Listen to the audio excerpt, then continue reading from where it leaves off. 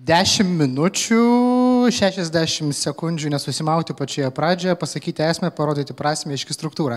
Nežinau, ar aš pasiruošęs atliepti visus šitus niuansus, bet pažiūrėsim, man sako kažkur pasitraukti, ant scenos užlipti, atleiskite, aš labai seniai ant scenos stovėjau, tai užlipsiu. Tai sveiki, ačiū, kad jūsų akis ir mintis, kaip sakant, į sceną ir į šią prezentaciją ir į mane ant scenos. Pasistengsiu gal per daug neužsiplėpėti, nors skaidrių čia pakankamai nemažai, bet tikiuosi, kad turėsim daug įdomesnį laiką pačioje diskusijoje. Tai mano smegenis truputėlį mane patį blaškė, bandant suprasti, ką aš čia turėčiau pasakyti, nes lyg ir emocija tokia, kad važiuojam į mūsų pasimatymą su labai susinteresavusiais asmenims apie neformalų švietimą, vaikų švietimą, bet lyg ir norisi girtis mūsų žygdarbiais pasakoti apie kursuok, kiek suaugusių iškursavo, sukursavo ir panašiai. Ir tada kažkur mintyse kirbena toksai klausimas, kad visi dalykai šiam pasaulyje ir valstybėje ir dokumentuose ir kituose dalykuose kažkaip susiję. Ir vis dėlto turbūt, kad valstybės investicijos į neformalų vaikų švietimą, galim daryti prielaidą ar nespėjimą, o gal ir drąsų teiginį, kad turi vis dėlto įtakos ir tam, kaip mes kursuosime, mokysimės, persikvalifikuosime, tobulėsime ir visi kiti gražų žodžiai ateityje, o galbūt yra tiesiog ar ne investicija į mokinių buvimą čia ir dabar. Tai bet man kažkur mintyse susiviniojo tokia mintis, kad gal įgūdžių sistema, ta prasme kažkokia yra irgi tokia kaip circular economy, ar ne, tai ką padarome dabar. Atsiprašau, ne dabar, tai ką padarome dabar su vaikais mūsų, ar ką vaikai padaro, tikėtina, kad įauga, užauga ir turės tam tikrą efektą, naudą ir pozityvą ir pačiam asmeniu, ir pačiai valstybei šiuo atveju, ar ne, ar Europos Sąjungai, ar pasauliui ateityje. Tai kitaip tariant, mažas išmokau, vyresnis šiek tiek nepamečiau, o kai esu jau suaugęs, praktikuoju, tobulėju ir taip toliau ir panašiai. Ką Lietuva yra įsipareigojusi, kokius įsipareigojimus prisėmusi, ką bando daryti ir kaip atliepti vis dėlto, ar ne, tada tą suaugusiųjų šiuo atveju ir nebuvimą aktyviais, įtraukimą ir panašiai.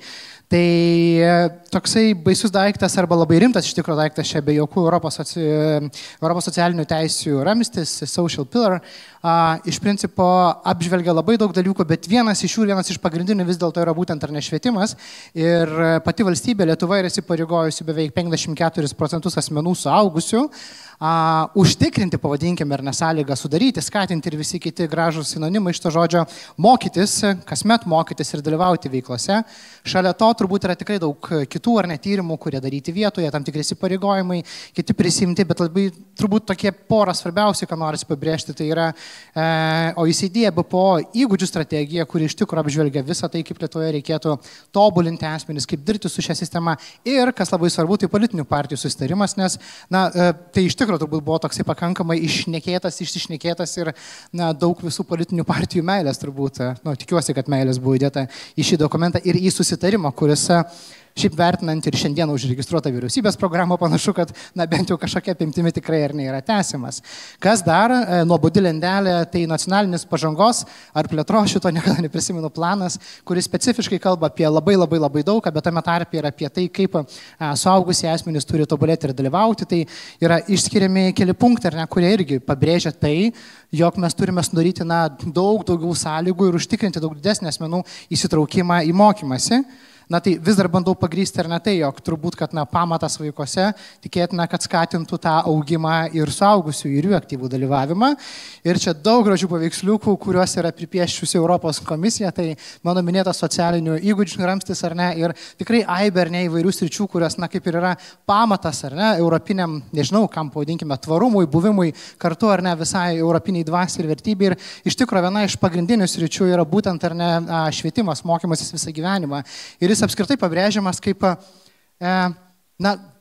gal net tokia, kaip čia, būtinoji teisė, ar ne, jog iš tikrųjų kuo toliau, tuo labiau vertinant tai, kaip velniškai greitai keičiasi ekonomika, kaip visas pasaulis keičiasi, kaip dar turbūt prieš gerus metus, žinojom, kas yra AI, bet nepalyginamais kosminiais kartais mažiau nežinome, ar ne šiai dienai. Ir šalia to Europos komisija prie mano minėto skaičiaus, kuris buvo 54% dalyvaujančiųjų, Europos komisija sako, jog suvidurkinus visus nori dar daugiau. Tai yra nori, kad 60% europiečių mokytųsi bent kartą, pavadinkime, dalyvautų mokymosi veiklose. Ir šalia to dar pabrėžė, jog 80% asmenų turėtų turėti bent bazinius skaitmeninius įgūdžius, kas galbūt būtų galima pasakyti, kad yra per mažai, nes be bazinių skaitmeninių įgūdžių nežinau ko, daug, ar ne, jau bilietėlių į traukinį nenusiperkam ir tikrai kuo toliau labiau pradedam šnekėti apie tai, kad atsiranda ne tik šiaip atskirtis, bet ir būtent skaitmeninė atskirtis, ar ne, tai turbūt skaitmeniniai įgūdžiai yra apskritai kažkas tokio, kas yra labiau negu bazinis dalykas, ar ne, prie vandens. Ir be abejo dar šalia to turime skaičius, kurie kalba apie tai, kad vis dar turime mažinti būtent krentančius iš švietimo sistemos, nors Lietuva šiuo atveju yra nelabai prasikaltusi šalis šitoje vietoje. Kas dar?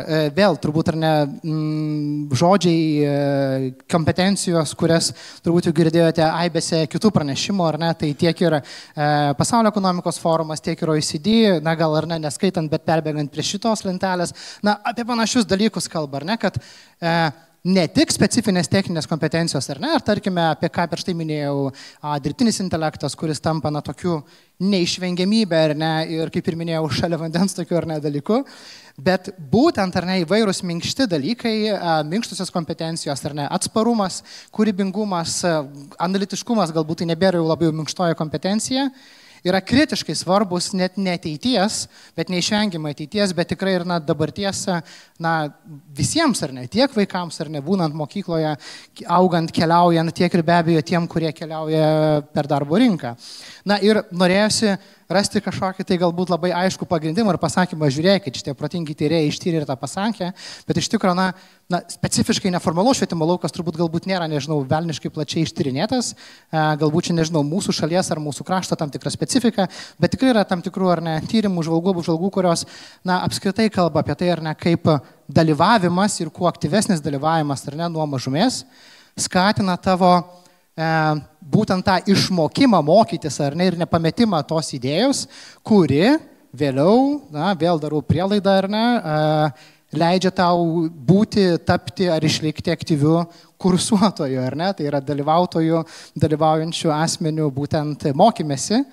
Ir suteikia tau turbūt tą esminę kompetenciją, tai yra nepasimesti pokyčiuose, ar ne, prisitaikyti kartais galbūt truputėlį, o galbūt kartais iš esmės būti drąsiam ir judėti savo pokyčių kelyje.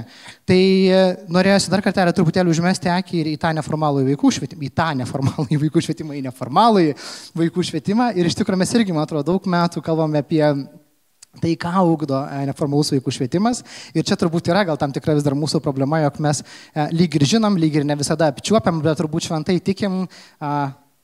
Būtų gerai, kad ne tik tikėtumėm, bet ir darytumėm, tai gal ne visą laiką darom, bet iš tikrųjų ugdo, ar ne, būtent, ar ne, tas kompetencijas, tas minkštas kompetencijas, kurios, pabrėžiamos kaip ateities ar dabarties kompetencijos. Tai mano teiginys sako, jog norėdamas atliepti dalį, jog kalbame apie neformalų vaikų švietimą ir tai, kas darosi jame, turbūt turim suprasti ir turime toliau puoselėti tą visą darbą ir stiprinti ar ne šią sistemą ir sudaryti kuo daugiau sąlygų mažiems dalyvauti, mažiems ir nemažiems ir vyresniems ypatingai dalyvauti, jog jie turėtų velniškai stiprią kultūrą, nepalūštų kažkada savo pokyčių kelyje ir galėtų būti stipriais kursuotojais.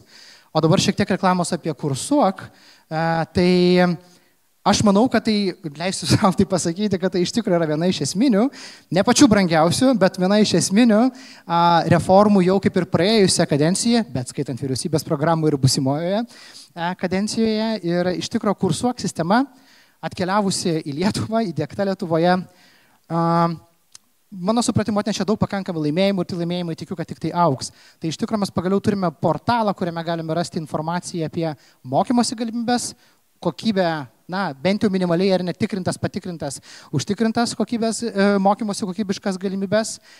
Kas kita labai svarbu, ar ne, jog turime galimybę turėti daug informacijos toliau, ar ne, kur mokomės, ko mokomės, kodėl mokomės, kas mokosi, kiek mokosi, kaip mokosi ir kur. Ir tai vėl turbūt leidžia mums daug patirti ir daug suprasti, mūsų galbūt anksčiau padaromų veiksmų ir kokie įtaką turi ateičiai.